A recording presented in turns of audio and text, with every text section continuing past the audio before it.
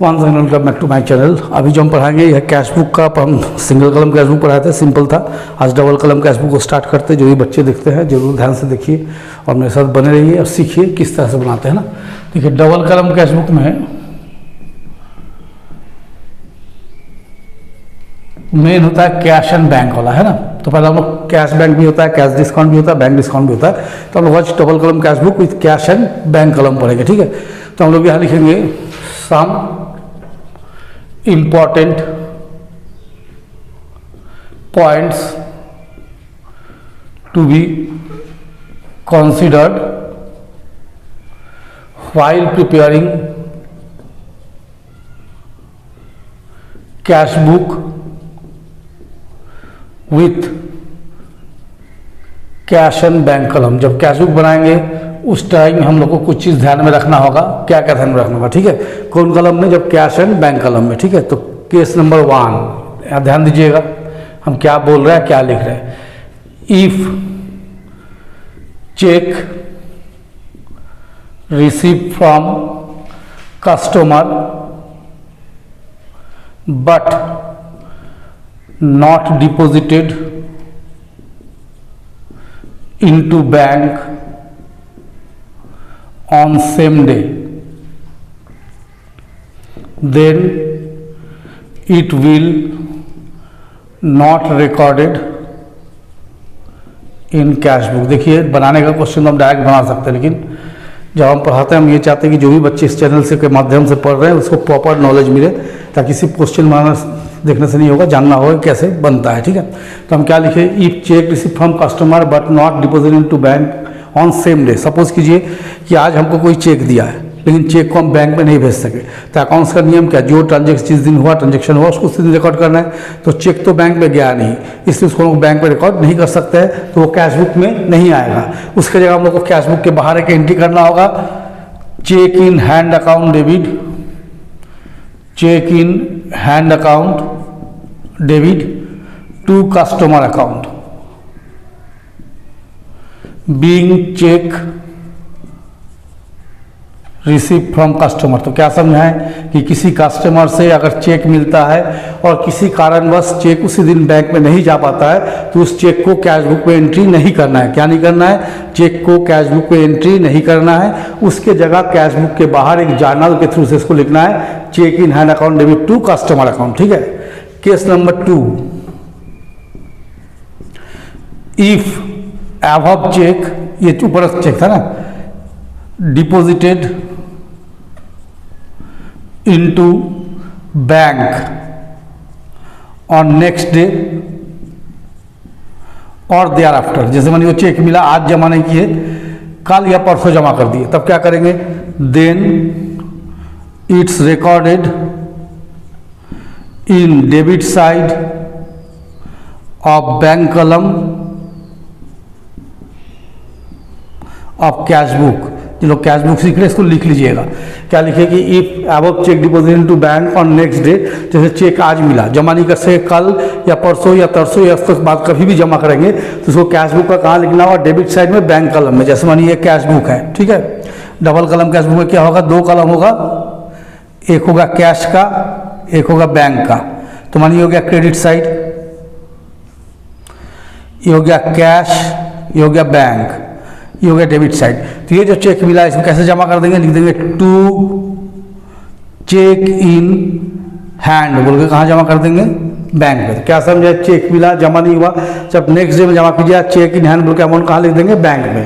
ये 2 पॉइंट, ठीक है। फिर तीसरा हम लोग कहेंगे थर्ड में कि if check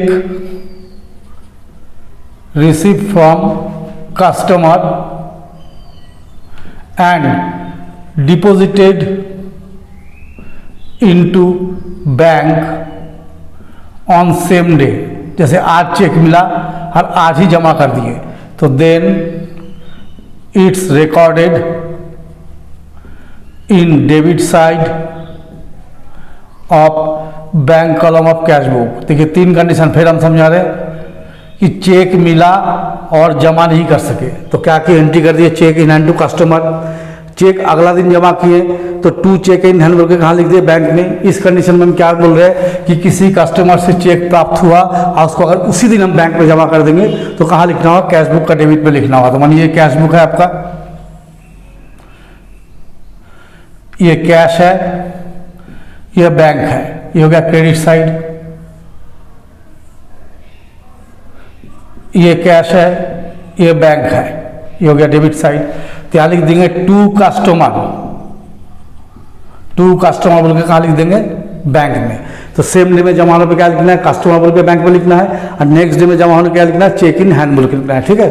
4, if deposited cheque into bank return dishonour. जैसे मैंने कोई चेक हम जमा किए, डिजॉनर कब होता है, जिस व्यक्ति से हम चेक मिले यदि उसके अकाउंट में पैसा ना हो, चेक बाउंस हो जाएगा, या उस व्यक्ति का चेक कटाफटा निकल जाए, या उस व्यक्ति का सिग्नेचर नहीं मिले, तो कई कारण से चेक डिजॉनर हो जाता है, बाउंस हो जाता है। तो यदि चेक को हम बैंक में जमा कर दें और उसके बाद डिजॉनर हो जाए तो then it's recorded in credit side of bank column of cash book. ये कैश बुक का क्रेडिट में कहाँ लिख देना होगा, बैंक कॉलम में। सपोज कीजिए कैश बुक है, ठीक है,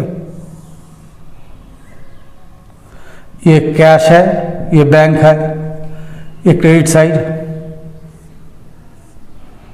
ये कैश है, ये बैंक है, ये डेबिट साइड।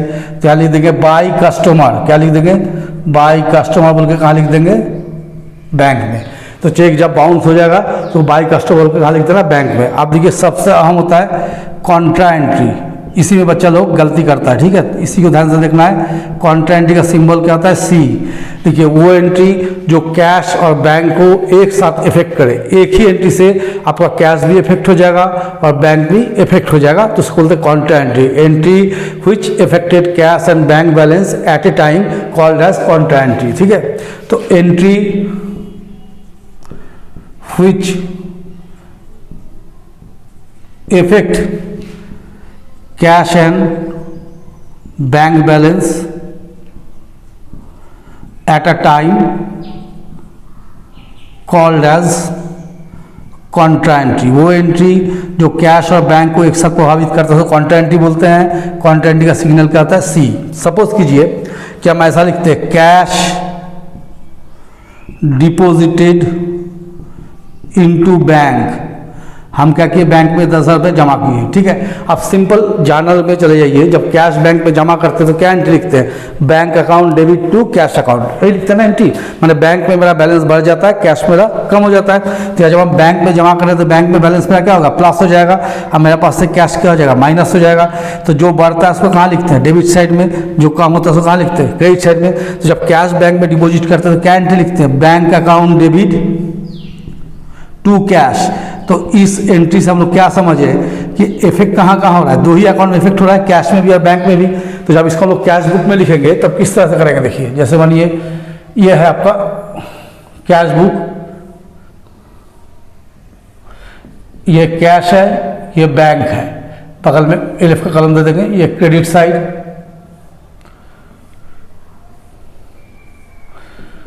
ये कैश है, ये बैंक है। ठीक है, ये कैश बुक है। आप देखिए जब कैश बैंक में जमा करेंगे तो टू कैश क्या लिखेंगे, टू कैश अकाउंट, यहाँ सी का सिंबल देंगे, पैसा कहाँ जमा कर देंगे, बैंक में। मतलब बैंक का डेबिट में आ गया, बैंक में पैसा बढ़ गया, कैश में क्या हो गया, कम हो गया ना। तो बाई बैंक बोल के कहाँ लिख देंगे, कैश में। तो क्या बोले कि जब कैश बैंक में जमा कीजिएगा, टू कैश बोल के बैंक को बढ़ा लीजिए और बाई बैंक बोल के कैश को कम कर लीजिए। अगर ऐसे नहीं समझते हैं तो ऐसे समझिए कि अगर हम बैंक का लेजर बनाएंगे तो बैंक का ऑपोजिट में कौन है, कैश। कैश कहाँ है, क्रेडिट में, कहाँ आ जाएगा, डेबिट में। टू कैश अमाउंट कहाँ चला गया, बैंक में। सिमिलरली अगर आप कैश का लेजर बनाना चाहते हैं तो अपोजिट में कौन है, बैंक। बैंक कहाँ है, डेबिट में, कहाँ चला जाएगा, क्रेडिट में। बाई बैंक क्रेडिट में आ गया। तो जब भी कैश बैंक में जमा कीजिएगा आपको दो अकाउंट को हिट करेगा, एक बैंक अकाउंट को, एक कैश अकाउंट को। जब बैंक में जमा करेंगे तो बैंक का बैलेंस बढ़ेगा, तो टू कैश बोल के बैंक में लिख देना है। और जब जमा करेंगे तो कैश में क्या होगा, घट जाएगा ना, तो बाई बैंक बोल के कैश में लिख देना है। इसका एक सेकेंड होता है cash withdrew from bank for office मानिए ऑफिस की उसके लिए बैंक से 2000 रुपये निकाल लिए, तो अब जब बैंक में निकालेंगे तो बैंक में क्या हो जाएगा, पैसा घट जाएगा, कैश में क्या हो जाएगा, बढ़ जाएगा। तो जो बढ़ता है उसको कहाँ आता है, डेबिट में, जो कम होता है उसको कहाँ जाता है, क्रेडिट में। तो जब पैसा हम लोग निकालते हैं तो क्या एंट्री करते हैं, cash account debit to bank account, ये एंट्री करता है ना जब पैसा निकालेंगे। तो 2000 डेबिट 2000 क्रेडिट। अब मनी इसी को हमको कैश बुक में डालना है, ठीक है। तो देखिए ये कैश, ये बैंक, ये क्रेडिट, एक एलेफ का कलम दे देंगे, ठीक है। ये कैश, ये बैंक, ये मनी कैश बुक लिखते हैं। अब मनी पैसा हम लोग विथड्रॉ किए, तो पैसा विथड्रॉ तो कैश में क्या हो गया, बढ़ गया ना। तो कैश में पैसा आया तो टू बैंक अकाउंट बोल के पैसा कहाँ लिख देंगे, कैश में। अब बैंक पे क्या हो गया, कम हो गया, तो बाई कैश बोल के कहाँ लिख देंगे, बैंक में। समझ गए। अगर ऐसे नहीं समझे तो ऐसे समझिए, कैश का लेजर खोलना है, कैश का ऑपोजिट में कौन है, बैंक, बैंक कहाँ है, क्रेडिट में, कहाँ आ जाएगा, डेबिट में, टू बैंक, कैश में लिख दीजिए। अब किसका लेजर खोलना है, बैंक का, तो बैंक का ऑपोजिट में कौन है, कैश, कैश डेबिट में कहाँ कर दीजिए, क्रेडिट में, बाई कैश यहाँ लिख दीजिए, ठीक है। तो सीधा सीधी समझिए कि जब कैश बैंक में जमा करेंगे तो करना होगा टू कैश बोल के बैंक में लिखना है और बाई बैंक बोल के कैश में लिखना है। जब विड्रॉ करेंगे टू बैंक बोल के कैश में लिखेंगे, बाई कैश बोल के बैंक में लिखेंगे। हम दो तरह से समझा दिए हैं, अगर आप जानर के माध्यम से जाना चाहते हैं तो इस तरह से कर सकते हैं, ठीक है। आप देखिए नेक्स्ट, ये हम 6, any payment made by cheque always recorded in credit side of bank column of cash book. देखिए कोई भी तरह का पेमेंट अगर आप चेक से करते हैं, ठीक है, चेक से अगर हम किसी भी तरह का पेमेंट कर रहे हैं तो उसको हमेशा कहाँ लिखना होगा, कैश बुक का क्रेडिट में, बैंक में लिखना होगा। चेक मिलने पे झमेला है, आपको देखना है चेक बैंक में जमा हुआ कि नहीं हुआ। नहीं जमा होने पर इस तरह से करना है, जमा हो जाने पर इस तरह से करना है, नेक्स्ट डे जमा होने पर इस तरह से करना है। लेकिन अगर आप चेक से पेमेंट करते हैं तो आपको कुछ नहीं सोचना है, सीधा सीधे उठा के जो भी पेमेंट होगा कहाँ लिख देना है, बैंक का क्रेडिट साइड में। कोई भी चेक से अगर पेमेंट कर रहे हैं तो सीधा सीधे बैंक में लिखना है। और एक चीज़ याद रखिए, if check received from customer and the check is endorsed to endorsee या supplier जो भी, then it's not recorded in cash book। मानिए कोई कस्टमर से हमको चेक मिला तो एक से हमको चेक दिया, चेक हम वाई को दे दिए, तो चेक मेरे पास आया लेकिन हम उसको बैंक में भेजे, बैंक में तो नहीं भेजे, किसको दे दिए, वाई में, इसलिए वो चेक मेरे कैश बुक में नहीं आएगा। उसके जगह आपको 2 एंट्री करना पड़ेगा। पहला एंट्री जब चेक मिलेगा तो cheque in hand debit to customer, cheque मिला। आज आप एंडोर्स कर दीजिएगा तो एंडोर्सी डेबिट या सप्लायर डेबिट जिसको दीजिएगा, endorsees debit to cheque in hand. ये कैश बुक के बाहर आपको एंट्री करना पड़ेगा, ठीक है। कि किसी पार्टी से अगर चेक मिल रहा है और वो चेक हम किसी और को दे रहे हैं तो उसको बोलते हैं एंडोर्समेंट ऑफ चेक। तो एंडोर्समेंट ऑफ चेक क्या होता है, कैश बुक में नहीं आता है, आपको उसके अलग से एंट्री करना होगा। Cheque in hand account debit to customer और endorsee account debit to cheque in hand. तो ये हो गया इसका रेगुलेशन। इसी रेगुलेशन के बेस पे हम लोग क्या करेंगे, डबल कॉलम कैश बुक का क्वेश्चन बनाएंगे। तो चलिए एक क्वेश्चन हम छोटा सा लिखते हैं, बनाते हैं, आप लोग मेरे साथ बने रहिए। देखिए एक क्वेश्चन हम यहाँ लिखे हुए हैं, बुक जो हम यूज़ की वो डी.के. गोयल के बुक का क्वेश्चन है। तो क्वेश्चन हम यहाँ लिखे हुए हैं, गाइड डी.के. गोयल के बुक का क्वेश्चन का थोड़ा स्टैंडर्ड अच्छा रहता है और बच्चों को समझ में भी आता है, बहुत सारा आइटम रहता है। तो चलिए स्टार्ट करते हैं। देखिए क्या लिखा है, right up the cash book of Bhanu Pratap with the following details with cash and bank column. ये दिया हुआ है, तो ये डिटेल दिया हुआ है। तो पहले यहाँ लिखिए कौन सा बनाना है, 2020 मार्च, डेट कॉलम को भर दिए पहले 2020 मार्च। देखिए क्या दिया, cash in hand, cash at bank दिया है ना, तो इसको लिखेंगे टू बैलेंस पीडी। कैश में कितना पैसा है, 2710 रुपया, अब बैंक में 27,500। थ्योरी हुई है, पैसा आया कि गया। रिसीव फ्रॉम सुभाष, सुभाष से प्राप्त हुआ तो पैसा आया, तो लिखिए टू सुभाष, कितना पैसा मिला सुभाष से, 3,500, तो कैश में लिख दिए 3,500। सोल्ड गुड्स फॉर कैश, नगद में माल बेचे, माल बेचने से क्या होता है, पैसा आता है ना। तो टू सेल्स अकाउंट, क्या करेंगे, टू सेल्स अकाउंट, कितना का सेल किए, 10,000 का, यहाँ लिख दिए। फिर देखिए paid rent by cheque, rent दिए चेक से, तो 7 तारीख को दिए, तो बाय रेंट खर्च किए, लेकिन माध्यम क्या हुआ था, चेक से, है ना। तो कितना खर्चा किया, 800, तो सीधा कहाँ लिख दीजिए, बैंक में। कोई भी पेमेंट चेक से होगा, बैंक में लिखना है। पेड सोहन बाई चेक, 8 तारीख को सोहन को चेक से पेमेंट किए, तो बाई सोहन कितना पेमेंट किया सोहन को, 3000, ठीक है।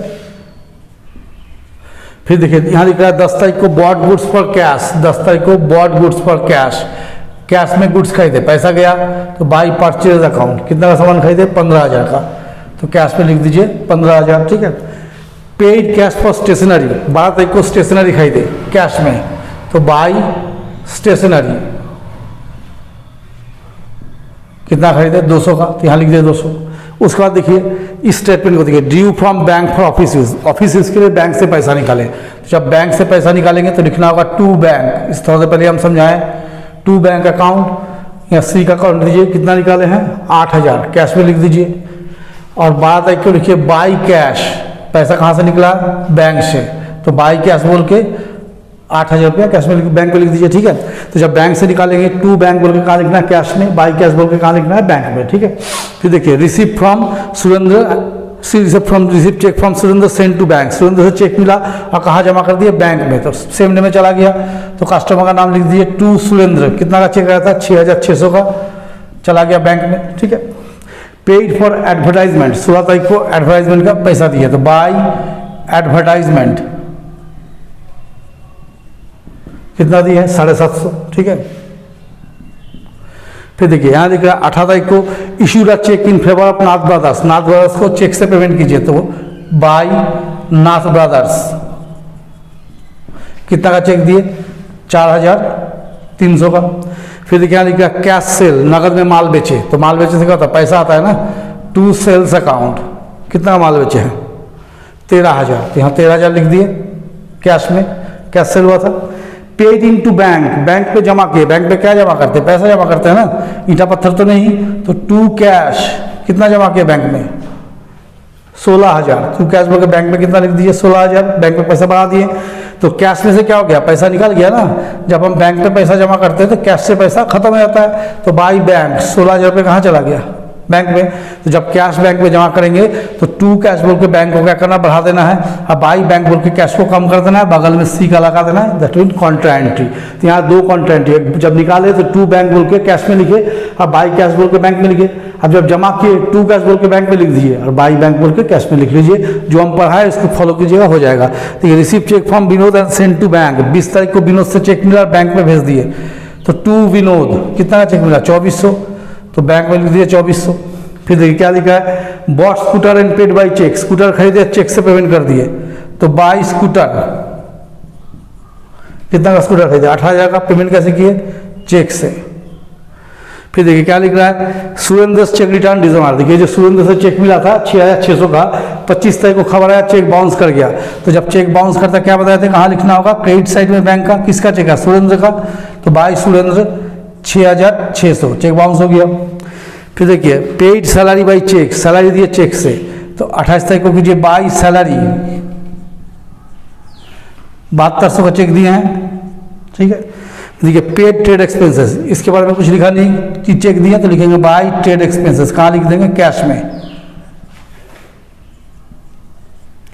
फिर देखिए लग गया कैश सेल, नगद बेचे, तो टू सेल्स, पैसा आया, कितना पैसा आया, 9500।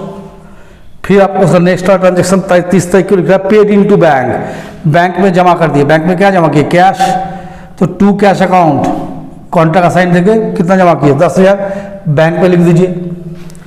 और 30 तारीख को बाई बैंक, कॉन्ट्रा का साइन देके कैश में लिख दीजिए 10000। ये सारा ट्रांजेक्शन कंप्लीट हो गया। अब हम लोग क्या करेंगे, बैलेंस करेंगे। बैलेंस करने के लिए क्या करना पड़ता है, कैश के साथ कैश, बैंक के साथ बैंक। तो पहले चलिए कैश का करते हैं, 2710, 3500, 10000, 8000, 13000, 9500, तो यहाँ हो गया 46710। तो अभी कितना आना चाहिए, 46710। अब देखिए जोड़ के कितना माइनस कर देखिए कितना बचेगा, 15200, 750, 16000,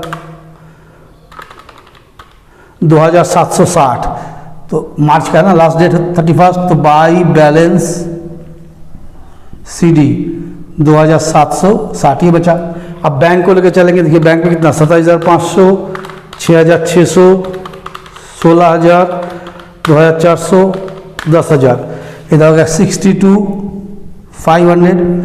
तो यहाँ भी कितना आना चाहिए 62,500 माइनस करके देखिए कितना बचा 800, 3,000, 12,300, 24,600 और 7,200, 14,600।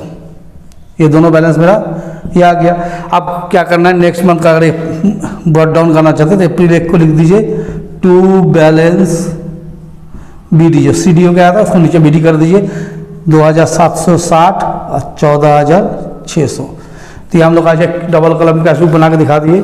इस तरह का इसका क्वेश्चन को हम रेगुलर बनाएंगे, जो जो अच्छा क्वेश्चन होगा उसको हम बना देंगे।